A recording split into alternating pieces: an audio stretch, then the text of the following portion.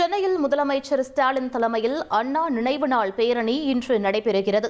வாலாஜா சாலையில் உள்ள அண்ணா சிலையிலிருந்து தொடங்கி மெரினாவில் உள்ள அண்ணா நினைவிடம் வரை நடைபெறும் பேரணியில் திமுக மூத்த தலைவர்கள் பங்கேற்கின்றனர்.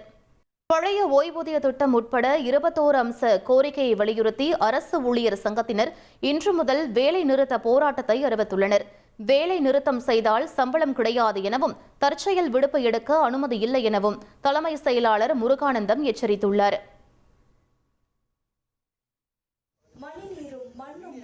சிறுசேரி சுற்றுச்சூழல் பூங்காவை முதலமைச்சர் ஸ்டாலின் பொதுமக்கள் பயன்பாட்டுக்கு திறந்து வைத்தார். செங்கல்பட்டு மாவட்டம் சிறுசேரி சிப்காட் நிறுவனத்தின் தகவல் தொழில்நுட்ப பூங்கா வளாகத்தில் உள்ள நாவலூர் ஏரி தூர்வாரப்பட்டு அதை சுற்றி சுவர் அமைக்கப்பட்ட நிலையில் 30 கோடி ரூபாய் செலவில் சுற்றுச்சூழல் பூங்கா உருவாக்கப்பட்டுள்ளது. இதனை முதலமைச்சர் ஸ்டாலின் பொதுமக்கள் பயன்பாட்டிற்கு திறந்து வைத்தார். திருப்பரங்குன்றத்தில் 144 தடை உத்தரவு போட்ட மதுரை ஆட்சியரை எப்படி மன்னிப்பது என்று நீதிபதி GR சுவாமிநாதன் கேள்வி எழுப்பியுள்ளார். மத கலவரம் ஏற்படும் சூழல் இருந்ததாக கிடைக்கப்பெற்ற தகவலின் அடிப்படையில் 144 தடை விதிக்கப்பட்டதாக தெரிவித்த ஆட்சியரை மீண்டும் ஆஜராகவும் உத்தரவு பிறப்பிக்கப்பட்டுள்ளது. தென் தமிழகம் மற்றும் டெல்டா மாவட்டங்களில் நாளை மழைக்கு வாய்ப்பிருப்பதாக வானிலை ஆய்வு மையம் தெரிவித்துள்ளது. வருகிற 5ஆம் தேதி கடலோர மாவட்டங்களில் மழை பெய்ய வாய்ப்பு உள்ளதாகவும் கணித்துள்ளது. தனது நீண்டகால அரசியல் வாழ்க்கையில் இப்படி ஒரு அகங்காரம் கொண்ட தலைமை தேர்தல் ஆணையரை தான் பார்த்ததில்லை என ஞானேஷ்குமாரை மேற்குவங்க முதலமைச்சர் மமதா பானர்ஜி கடுமையாக விமர்சித்துள்ளார். மேற்கு வங்கத்தில் மறு வாய்ப்பே தராமல் 58 லட்சம் பேரின் பெயர் நீக்கப்பட்டிருப்பதாக மமதா சாடியுள்ளார். டெல்லியில் தலைமை தேர்தல் ஆணையருடனான சந்திப்பின் போது மமதா பானர்ஜி மேஜையை தட்டி பாதியிலேயே வெளியேறியதாக தேர்தல் ஆணையம் குற்றம் சாட்டியுள்ளது. SIR பணியில் ஈடுபடும் அதிகாரிகளை மிரட்டும் திரிணாமுல் காங்கிரஸ் நிர்வாகிகள் மீது கடும் நடவடிக்கை எடுக்கப்படும் என்றும் தேர்தல் ஆணையம் எச்சரித்துள்ளது. முதலமைச்சர் இருக்கை விவகாரத்தில் சித்தராமையாவுடன் மோதல் இருப்பதாக கூறப்படும் கருத்துக்களை துணை முதலமைச்சர் DK சிவக்குமார் திட்டவட்டமாக மறுத்துள்ளார். அனைத்து நெருக்கடிகளிலும் சித்தராமையாவுடன் நிற்பேன் என தெரிவித்துள்ளவர் எதிர்காலத்திலும் அந்த ஒற்றுமை தொடரும் என்றும் உறுதியளித்துள்ளார். தேசிய ஜனநாயக கூட்டணி நாடாளுமன்ற குழு கூட்டத்தில் பிரதமர் மோடி, மத்திய அமைச்சர்கள் அமித் ஷா, ராஜ்நாத் சிங், நிதின் கட்கரி உள்ளிட்டோர் கலந்து கொண்டனர். இந்த கூட்டத்தில் சமீபத்தில் தாக்கல் செய்யப்பட்ட மத்திய பட்ஜெட்டின் முக்கிய அம்சங்கள் குறித்தும் அதனை மக்களிடம் எடுத்து செல்வது குறித்தும் நாடாளுமன்ற உறுப்பினர்களுக்கு விளக்கப்பட்டது.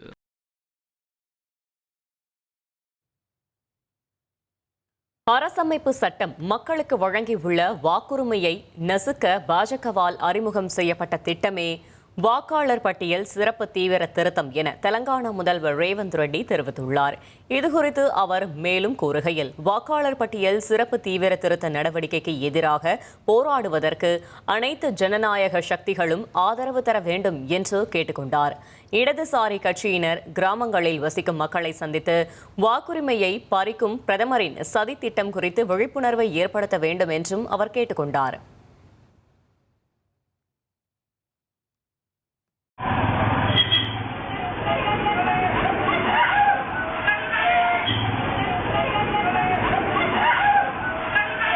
காண்போரின் நெஞ்சை பதற வைக்கும் இந்த காட்சி கேரள மாநிலம் கோழிக்கோடு மாவட்டத்தில் நிகழ்ந்துள்ளது. கொடியத்தூர் என்ற இடத்தில் ஆட்டோவில் இருந்து இறங்கிய சிறுமி மறுபுறம் சாலையை கடக்க முயன்றபோது அவ்வழியே வந்த தனியார் பேருந்து மோதுவது போல் நின்றது. ஓட்டுநரின் சாமர்த்தியத்தால் அந்த சிறுமி அதிர்ஷ்டவசமாக உயிர் தப்பினாலும் ஒரு கணம் அதிர்ச்சியில் உறைந்து போனார்.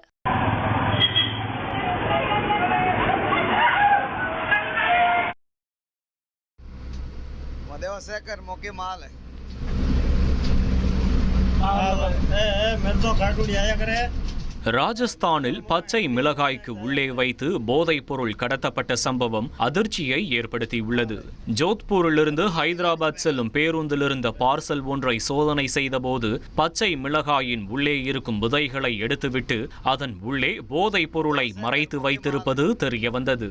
ராஜஸ்தான் மாநிலத்தில் புகழ்பெற்ற மதானியா மிளகாய்க்குள் போதைப் பொருள் கடத்தப்பட்டிருப்பது அதிகாரிகளை அதிர்ச்சியடைய செய்துள்ளது.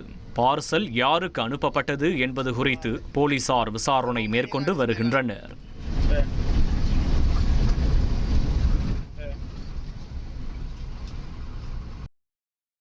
மத்திய பிரதேசத்தில் பிரபல நிறுவனத்தின் பெயரில் போலி சீரகம் தயாரிக்கப்பட்ட சம்பவம் பரபரப்பை ஏற்படுத்தியுள்ளது.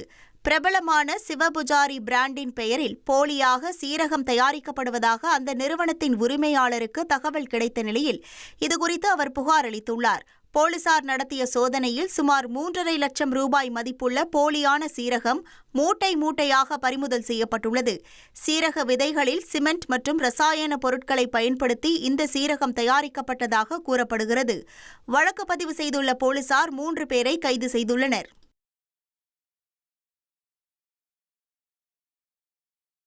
கேரள மாநிலம் கோட்டயம் அருகே எஜமானரை தேடி வளர்ப்பு நாய் ஒன்று பேருந்தில் ஏறிய சம்பவம் நெகிழ்ச்சியை ஏற்படுத்தியது.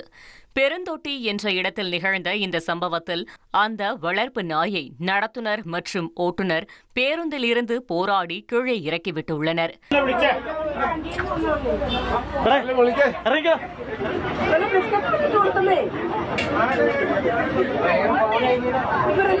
இதுகுறித்து விசாரித்ததில் 2 தினங்களுக்கு முன்பு இதே பேருந்தில் இந்த நாயை வளர்த்த உரிமையாளர் வெளியூர் சென்றுள்ளதால் அவரை தேடி அவர் இருக்கும் இடம் செல்வதற்காக பேருந்தில் ஏறியது தெரியவந்தது. ஜம்மு காஷ்மீரின் அனந்த்நாக் மாவட்டத்தில் உள்ள கெஹ்ரிபால் என்ற இடத்தில் பயங்கர தீ விபத்து ஏற்பட்டது. மாட்டுத் தொழுவங்களில் ஏற்பட்ட இந்த தீயை சம்பவ இடத்திற்கு விரைந்து வந்த தீயணைப்புத் துறையினர் கட்டுப்படுத்தும் பணியில் தீவிரமாக ஈடுபட்டனர். உத்தரகாண்ட் மாநிலத்தில் உள்ள பாபு கிராம் பகுதியை வருவாய் பிராந்தியமாக அறிவிக்க கோரி குடியிருப்பு வாசிகள் ஏராளமானோர் பிரம்மாண்ட பேரணி மேற்கொண்டனர். ரிஷிகேஷில் உள்ள பாபுகிராம் சங்கிரிஷ் சமிதி என்ற அமைப்பின் கீழ் ஏற்பாடு செய்யப்பட்டிருந்த இந்த பேரணியில் சுற்றுவட்டார பகுதிகளைச் சேர்ந்த குடியிருப்பு வாசிகள் ஏராளமானோர் கலந்து கொண்டு ரிஷிகேஷ் தாலுகா வரை பேரணியாக சென்றனர்.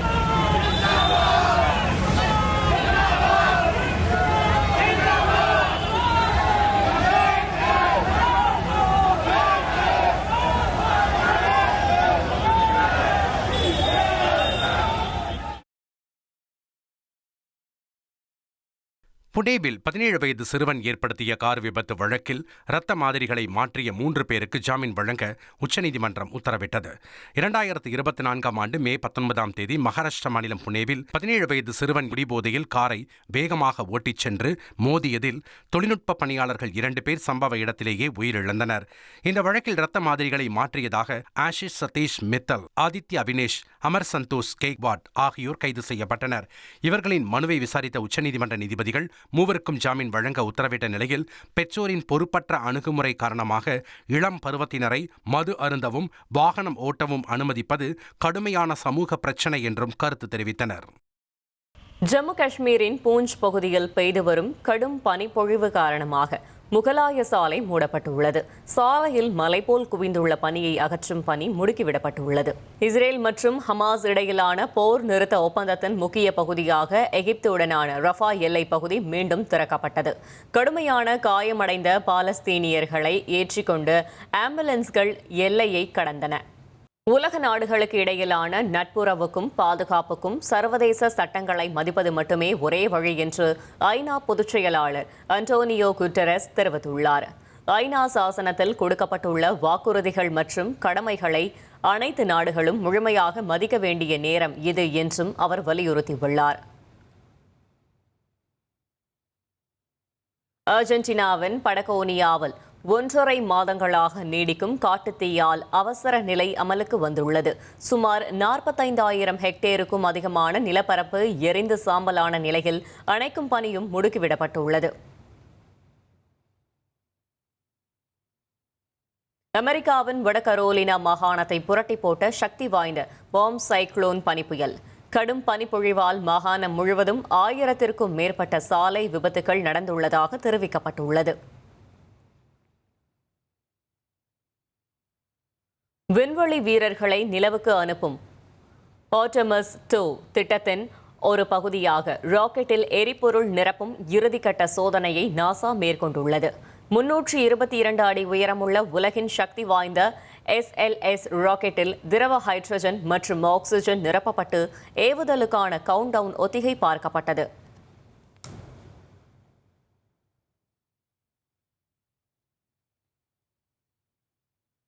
பெரு தலைநகர் லிமாவில் வண்ணமயமான பாரம்பரிய உடைகள் அணிந்து ஆயிரக்கணக்கானோர் கலாச்சார நடனங்களை ஆடினர். கேண்டலேரியா அன்னையின் திருவிழாவை வரவேற்கும் விதமாக இந்த கலை நிகழ்ச்சி அரங்கேறியது.